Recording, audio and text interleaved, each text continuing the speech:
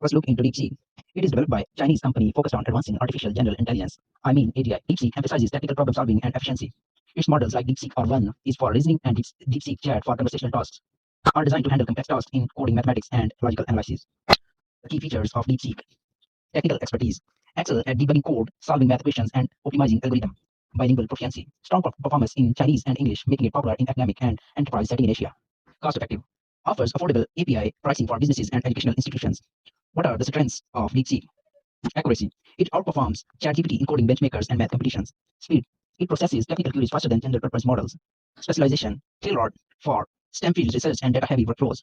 What are the weaknesses of DeepSeek? It is limited global reach, less known outside Asia, and fewer integration with Western apps. Creative limitations, struggles with open-ended storytelling or humor compared to ChatGPT. What are the ideal use cases of DeepSeek? It is very good at solving calculus problems step by step, debugging Python code for a software project, generating technical reports in Chinese or English.